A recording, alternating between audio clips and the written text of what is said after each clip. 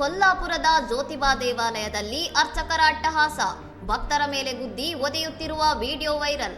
ಭಾನುವಾರ ಬೆಳಿಗ್ಗೆ ಸಾಂಪ್ರದಾಯಿಕ ಸಾಸಾನತಿ ಪ್ರದಕ್ಷಿಣೆ ಮತ್ತು ಆರತಿ ನಡೆಯುತ್ತಿದ್ದ ಸಂದರ್ಭದಲ್ಲಿ ಈ ಘಟನೆ ಸಂಭವಿಸಿದ್ದು, ಸುಮಾರು 15 ರಿಂದ 20 ಅರ್ಚಕರು ಭಕ್ತರ ಮೇಲೆ ಹಲ್ಲೆ ನಡೆಸಿರುವುದು ವಿಡಿಯೋದಲ್ಲಿ ಸೆರೆಯಾಗಿದೆ. ಆರತಿಯ ಸಮಯದಲ್ಲಿ ಭಕ್ತರ ಗುಂಪೊಂದು ಅಶಿಸ್ತಿನಿಂದ ವರ್ತಿಸಿ ಎಚ್ಚರಿಕೆಯ ಹೊರತಾಗಿಯೂ ಅರ್ಚಕರ ಮೇಲೆ ಗುಲಾಲ್ ಎಸೆದಿದ್ದರಿಂದ ಜಗಳ ಶುರುವಾಯಿತು ಎಂದು ದೇವಾಲಯದ ಟ್ರಸ್ಟ್ ಹೇಳಿಕೊಂಡಿದೆ. ಪರಿಸ್ಥಿತಿ ವಿಕೋಪಕ್ಕೆ ಹೋದಾಗ ಅರ್ಚಕರು ಭಕ್ತರನ್ನು ಹಿಡಿದು ಎಳೆದಾಡಿದ್ದಾರೆ ಹಾಗೂ ತೆಂಗಿನಕಾಯಿಗಳನ್ನು ಬಳಸಿ ಹೊಡೆದಿದ್ದಾರೆ.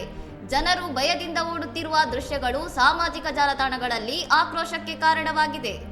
ಅರ್ಚಕರು ಧಾರ್ಮಿಕ ವಿಧಿಯ ಪಾವಿತ್ರ್ಯ ರಕ್ಷಿಸಲು ಈ ಕ್ರಮ ಕೈಗೊಂಡಿದ್ದೇವೆ ಎಂದು ಸಮರ್ಥಿಸಿಕೊಂಡರೆ, ಸ್ಥಳೀಯ ಕಾರ್ಯಕರ್ತರು ಮತ್ತು ಸಾರ್ವಜನಿಕರು ಅರ್ಚಕರ ಗೂಂಡಾಗಿರಿ ವರ್ತನೆಯನ್ನು ತೀವ್ರವಾಗಿ ಖಂಡಿಸಿದ್ದಾರೆ.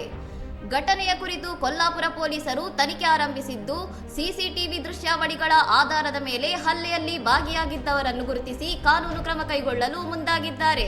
ಇನ್ನಷ್ಟು ಸುದ್ದಿಗಳಿಗಾಗಿ ನೋಡ್ತಾ ಇರಿ ಸೌರಂ ಟಿವಿ.